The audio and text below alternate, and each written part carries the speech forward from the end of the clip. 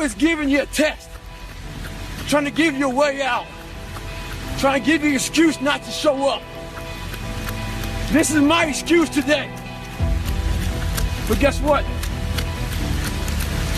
You gotta have the mentality to show up every fucking day of your life, no matter what life throws at you. It's our responsibility to show up to the Coliseum of life, prepared for fucking battle. I don't care what you're going through, what life's throwing at you. It's your responsibility to find your new 100%. I'm a big believer in doing something that sucks every single day of your life. Every day you're trying to find more of what you're capable of. And that's the big question. What are you capable of? Stop doing the things that you do every day. Do the shit that no one else wants to do. Do the shit that no one else is even thinking about doing. You don't find inspiration by not living in the grip of life. You need to live in the grip of life to find inspiration. Put challenges in front of yourself. When you put a challenge in front of yourself and you attack it, that's when you find inspiration. I wish the water was cold. I wish them motherfucking instructors keep on fucking running. I wish for fucking rain. When the ending is unknown and the distance is unknown, that's when you know who the fuck you are. If it was raining outside at 3 o'clock in the fucking morning, if it was snowing, the first instinct is don't go out there and do shit. My instinct was, we gotta fucking go out there. Anything that was fucking horrible in my life that I would normally say no, I had to go do it. My new norm is, you get up every fucking morning at 4 o'clock and you suffer. This is your new norm. That became my new fucking life. Most people want to get out of it. I said, no, motherfucker, this is your new life. This is who you are. Your new norm is you wake up and you suffer. And I started realizing, if that's my mentality, this shit ain't hard anymore. Your fucking new norm is you wake up, you get in the fucking cold water, you're gonna be here till the shit's fucking done. Whenever they say you're out, you get out. So my new norm, so I do that now today. My new norm now is, if I'm doing a 200-mile run, your new norm now, man, is you fucking are doing 200 fucking miles. I'm in Las Vegas right now, and it's hot as shit. It's not about any of that. But what it is about is a lot of us give total control to life. We don't have any control of it. We just give all control to life. I do this shit every morning to prepare my mind for what life's gonna throw at me. I'm not training for a race. I'm training for life. I'm training for the time when I get that 2 o'clock in the morning call that my mom is dead or something happened tragic in life. I don't fall apart. A healthy body gives you a healthy mind. That's what it's about. I'm training my mind and my body and my spirit so it's all one, so I can handle what life is gonna throw at me. Because the life I've lived, it throws a whole bunch at you. It's the reality. It's about 90 degrees and 100% humidity. But who gives a shit? That being said, September 3rd, I have to have my book turned in. And what I realized, I'm reading this book a lot, but I realized I wasn't born this motherfucker. I made him. At the bottom of insecurities, fear, self-doubt, lies, was me buried in the fucking fetal position. My dad beat the shit out of me when I was growing up. I had a 4th grade reading level in high school. I stuttered. I lied to people to be their fucking friends. I got called nigger every day of my life growing up. I had stuff on my notebook, you know, nigger, we're gonna kill you. And the shit haunted me. I came home one night from work spraying for cockroaches. I turned on the Discovery Channel. I saw some guys going through Navy SEAL training. And they were going through Hell Week and they were getting their ass just beat. You know, in and out of the water, guys ringing the bell. They was suffering. And I was weighing like 297 pounds. And I had to make a change in my life. You know, I was at an all-time low and I wasn't going anywhere. And I was exactly what everybody said I was gonna be, which was nothing. So I had to make a change. What comes on, Discovery Channel show, and that's where everything changed for me. I was taking a shower, I walked out, heard these guys, and I was watching these guys going through Hell Week, class 224, and these guys ringing the bell, quitting, dropping their helmet down, rolling out, a lot of guys just leaving. And it made me reflect big time on the piece of shit that I am, and I'm exactly what people said I was gonna be. But a lot of us have these fears that you just don't want to fucking face. And I have a lot of them, had a lot of them. And I saw real men, what I thought were real men who were staying, who were overcoming adversity, who were overcoming all these different things that I had blamed so many fucking people in my life, my dad, my mom for not being there, my learning disability, my skin color, you know, me being everything. And so I sat there for a while and I was like, man, I got it. No one's gonna fucking come to help me. No one's gonna fucking come to help me. It's fucking me against me, period. And so I had to man up. And I said, the first thing I gotta start doing is facing every fucking fear I have. No matter what the fuck it is, man. And I had two options. To either be that 300-pound guy who sprayed for cockroaches and made $1,000 a month, or I can totally just sack it up and fail and fail and fail until I succeed. So I started calling recruiters up. I said, I'm gonna go be a fucking Navy SEAL. I wasn't born this motherfucker. I made him. At the bottom of insecurities, fear, self-doubt, lies, was me buried in a fucking fetal position. How I got out of that was recognizing it, being honest with it, being truthful with it, and then fixing it. We like to live on social media with lies about ourselves, how great we are. Get to the source and fix the problem. I started callousing my mind at this point in my life.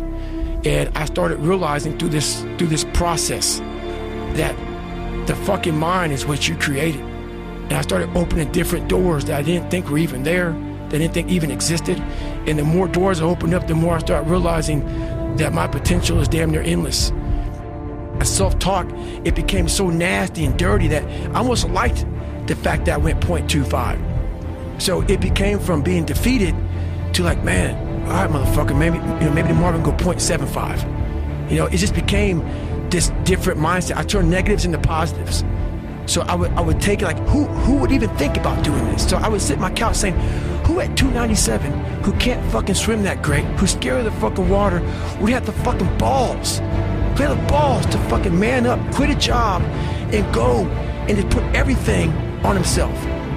So it's how I started talking to myself and putting myself in a whole different category, and that would fuel me the next day. And I just kept using that as fuel and fuel. No one would do this shit. No one would do this shit. You're the baddest motherfucker around. You're the baddest motherfucker ever lived. And I just kept fueling me with the right kind of message that I needed to hear that I was never telling myself. And through time, it became reality. More things you can do. Get outside that zone. That zone is that zone that makes you feel good. The stronger your mind's gonna get. It starts getting used to doing shit like this. It's not fun. My mind's used to it. You gotta strengthen your mind. Take control of that. So then when you get out in the real world and they fuck you up, you got protection. So I'm about 15 miles from home, and I often talk about taking souls. This morning, this person, I usually train alone. This person wanted to run with me. And I said, fine, we'll run 15. This morning comes, there's storms coming in this way, and the person calls and said, hey, why don't we do it tomorrow? Taking souls is when I told the motherfucker, I'm gonna run 15 today, and I'll run with you again tomorrow. That's what taking souls is about. Don't worry about the elements and what's going on. You gotta get out there and get it. He wasn't the only one that thought about taking the day off, because the storm is coming in right now, and there's not a soul out here but me. So I started using all these different tools and tactics to get in instructors' heads. And taking souls, that's where it happened, man. We're Wednesday, freezing fucking cold. Everybody's jackhammering. Everybody wants to, everybody's just want to get through it now. Let's just get through this, man. I can't wait till Friday so we can graduate, how we can get going. I said, let's go ahead and have some fun. I said, we're gonna start fucking with these guys. So the evolution here was we just got through with med check. You know, we're stripped down to nothing, and they're checking us out, making sure we're good, you know, checking for pneumonia, checking for fucked up knees. My knees all jacked up, they're giving me shots and shit. And I was like the boat crew leader of boat crew 2. The boat was like on our heads. So all it was, we're supposed to lift the boats up above our head. That's all you gotta do. But when you're this weak, you're this fragile, you're this tired, the boat's heavy.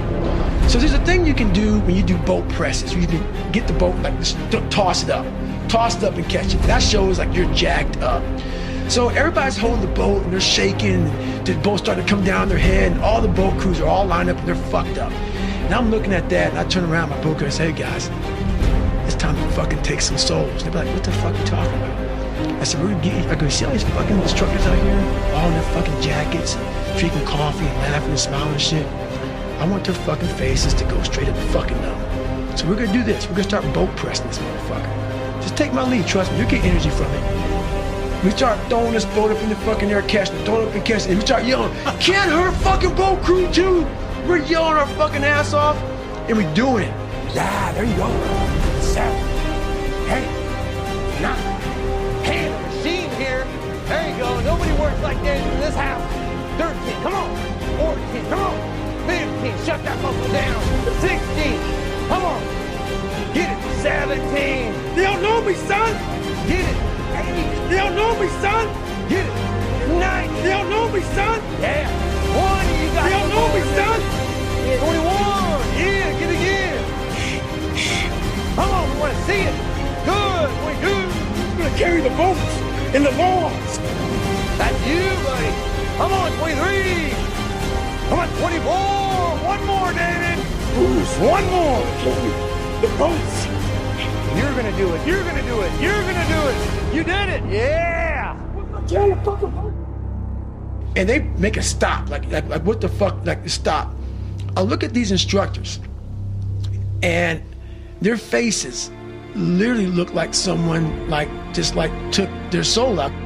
Like, what the fuck just happened, man? I know me on Wednesday, I couldn't have done that. How are they doing it? So the rest of the time, going through Hell Week, it was like we owned it. We owned it. Right. Boat Crew 2, we won every single race. We were just dominating. And there's a whole bunch of fucking guys that don't fucking like me. I don't give a fuck.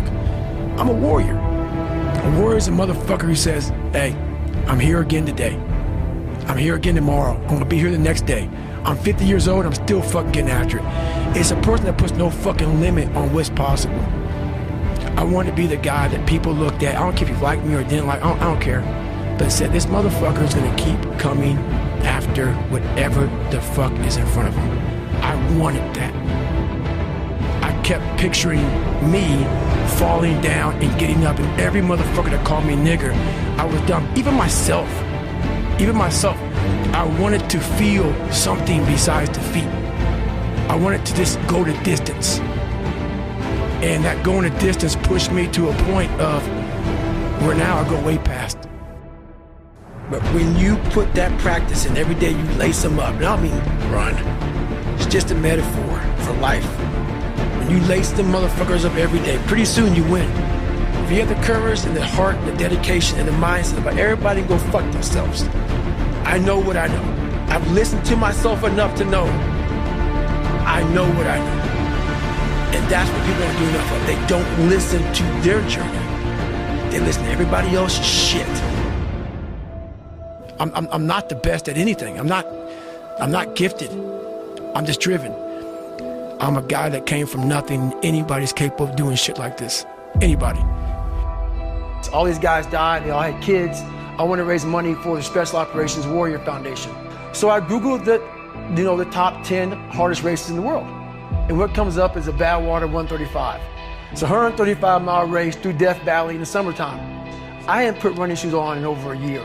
I was a big-time power lifter. I lifted weights heavy. That's what I did. So I called Chris Costman up on a Wednesday.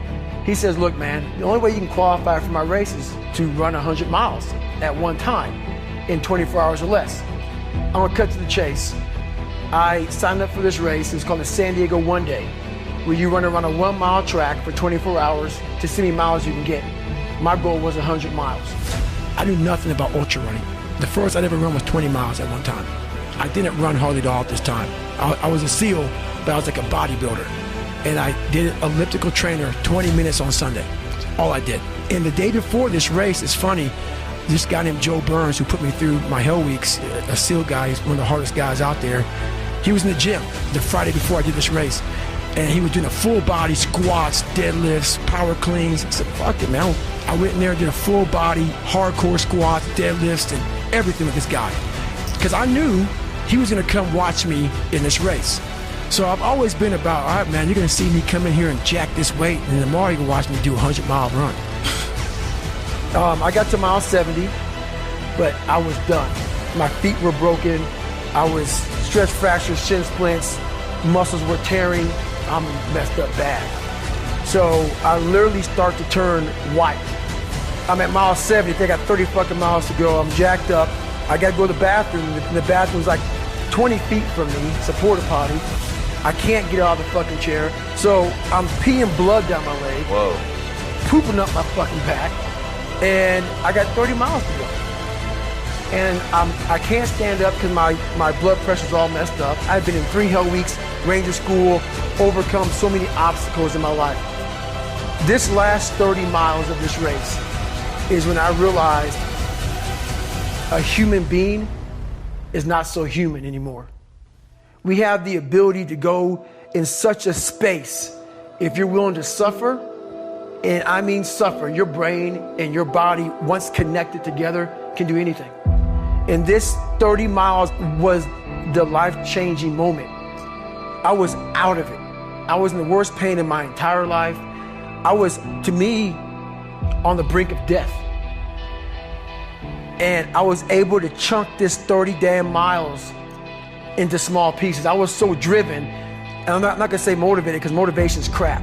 Motivation comes and goes. When you're driven, whatever's in front of you will get destroyed. I don't ever close my mind to the fact that this can be done. This became a personal thing. This became me against this race, me against the kids that called me nigger, me against me. I broke this thing down into small pieces. I said, okay, I gotta get nutrition. I gotta be able to stand up.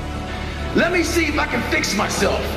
So I said, if I can just walk 1 more mile after being in the worst shape of my entire life, this would change everything for me mentally going forward. From this kid who came from dirt, nothing, who couldn't read until he was a junior in high school and is now here.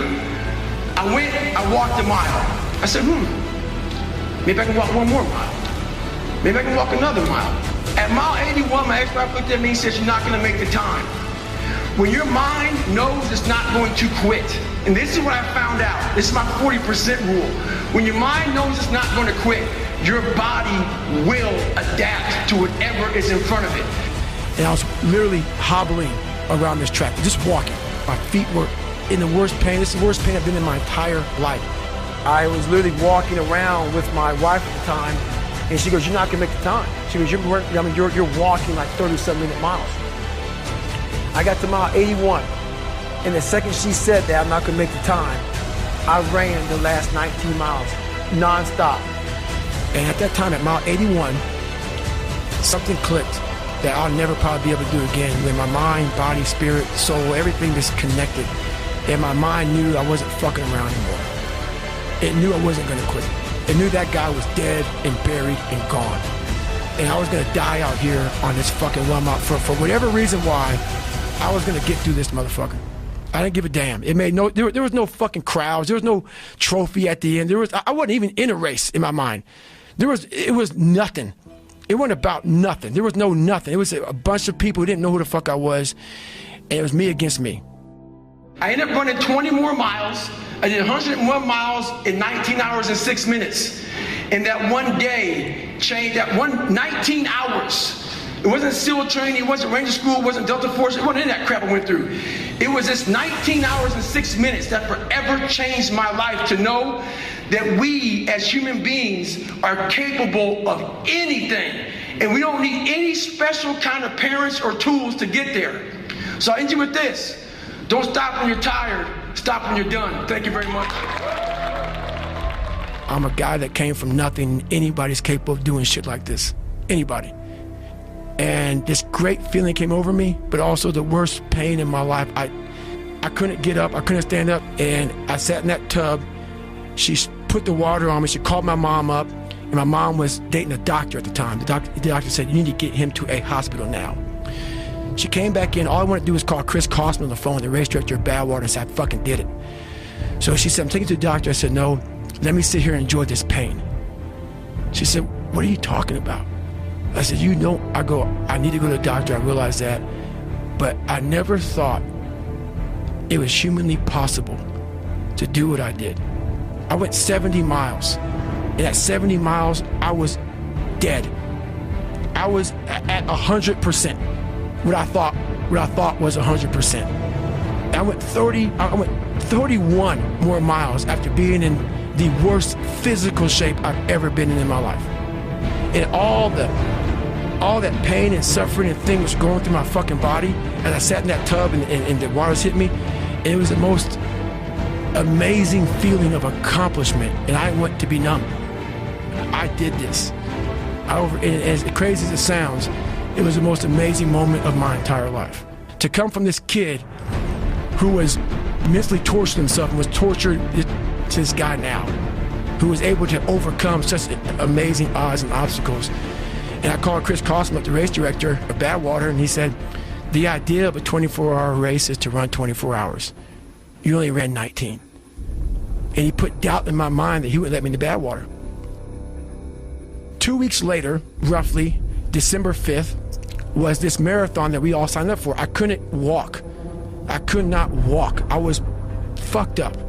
So 10 days or 2 weeks after this 100-mile in one race I did, this marathon, December 5th in Las Vegas. I said, you know what, it's the first one. I can't run. Maybe I can walk with my mom. That gun went off 2005. 14 days after, I broke myself off and I qualified for the Boston Marathon. I ran 3:08. The gun went off and that thing came back. Like, all right, man, what if you can qualify for Boston, man? You just ran 100. So what helped me out, I just ran 101 miles. What the fuck is 26 miles to me now? So the mindset going into it was like, I ran 75 more miles than this. So a month later or so, about a month and a half later, I went to this race called the Hurt 100. 26,000 feet of climbing over 100 miles. Probably one of the top 5 hardest 100-mile races in the world. Went out there and got through the race. Did it in 33 hours, was the 9th place finisher. Not many people finished that year. And I qualified for Badwater and got in. And I went on to lose weight and train hard, and I got 5th my first year and went back my second year and got 3rd. When it comes down to how long can you stay in that pool, when it comes down to how far can you run, when it comes down to how much can you push yourself past the part where you want to quit, how far can you keep going, there's a purity in that it dissolves social order, all that bullshit, what people think about you goes out the window. It's who are you right now? That's right. Who are you right now? When you put yourself in hell, that's the only time you can figure out how the fuck to get through that motherfucker. You can't read somebody else's book about some theory on how to do shit. Some guy who sat up in a nice warm office and wrote some book with a nice cup of coffee in the fucking hand. No, I want to see that guy who immersed himself in fucking hell. And he thought about quitting and leaving and his wife and his kids. And why am I here? Is it worth it? All this crazy shit. And still said and found out a way to get through it. The permanent result comes from you fucking, I say it all the time, you have to suffer. You have to go into those dark chambers that we often shut off, and you gotta open them up. You gotta open up and fight that fucking demon, get in there, talk to that motherfucker and say, what's up? But going through this path of life, this journey over here that you make yourself, that's incredibly difficult. When it comes out the other end of that motherfucker is some glorious shit that you can't even explain to people. And we're afraid. It's easier to accept the fact that I'm just not good enough. I wasn't made to do that. But I'll tell you right now, man, we can do a lot of shit when it comes to this pure arm guts and willpower and getting through shit. We have a lot more than what we think we have. There's not some easy lit up street light path with nice smooth roads. That's right. It's a difficult motherfucker where you're gonna fail and you're gonna be in your head, you're gonna be saying, I'm not good enough.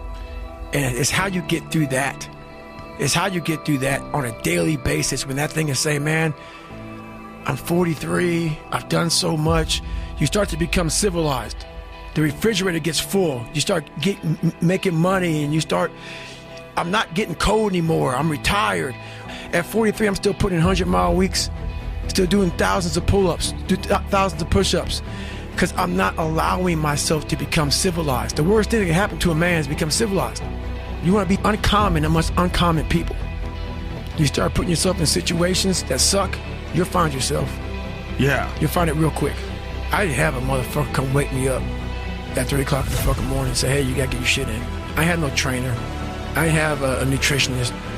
It was this self-discipline that I had to survive, to not survive, I was weak, to thrive. I had to work at all this shit. I had to overcome, and self-discipline is everything. And if you don't have it, I don't look at you right, because I know you're capable of more. It's not discipline so much for me. It's all on you. It's all on you. The self part is what's big. If you're willing to suffer and go back in the grind, that internal dialogue you have with yourself when you're in misery, that's who you really are. That's where the growth happens. When you're able to stay in that moment and talk yourself back into the suck of wherever you're going through, and you start stripping those layers away, but as you're stripping those layers away, you're building calluses over top of shit in your mind. That's where the growth starts to happen, is when you have to force yourself to stay in it. Let's just fucking fuck all this. Let's skip all this pain and suffering and misery of real life. Let's cover it over, nice big blanket, and let's find peace. No. Sorry. It's not possible. Gotta go into that fucking hellhole of life that you have that fucked you up and fix it. When I was younger, I had this image in my mind of what does a man look like to me?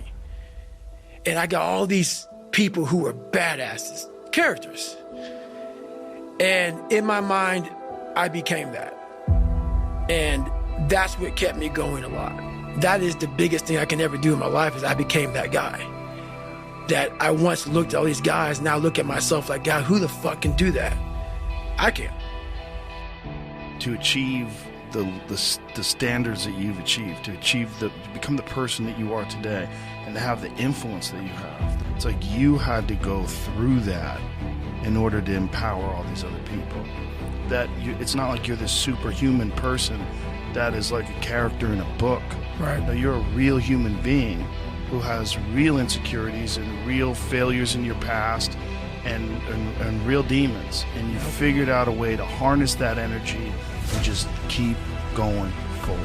Yep. And not quit. That's it. I did 67,000 pull-ups in 9 months. Jeez, in training Christ. For a record for 4,000. And the failures, so I did the first time in September, failed miserably on this day, so I did 2,588 or some shit like that. Failed miserably for millions of people. 2 months later, November, tried again, failed again. 2 months later, in January 19th, I finally fucking got it. Even the hardest men, in times of suffering, what we do is we forget how hard we really are. Because that's what suffering is. Suffering is a test. That's all it is. Suffering is the true test of life. I said to myself, who on this fucking earth would still be going right now? You are. You are. You gotta be the hardest motherfucker on the planet. Is it true? I don't give a fuck. I believed it. I believe it today. Tighten up, people. It's okay. Trust me. It's okay. You might be called nigger one day. It's okay. How are you gonna flip it upside down and say, Roger that, now I'm gonna harness this shit, and you'll read about me years from now? Thicken your skin. Become more of a human being. Don't be afraid of the reflection in the mirror, because that's all you can be afraid of. Once you overcome the reflection in the mirror, you've done it. We are all great. It just, you gotta find the courage.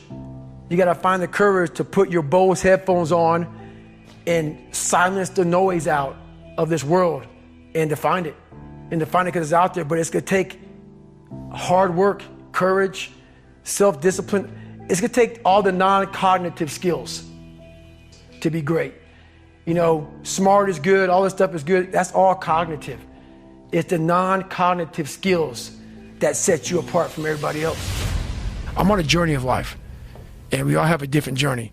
I want to be forever proud of who I was as a man and change who I used to be. The liar, the insecure guy, the guy who can, whatever. I want to be proud. If I die now, if I die at 80, if I die at 90, 100, I want to look at myself and say, proud of myself.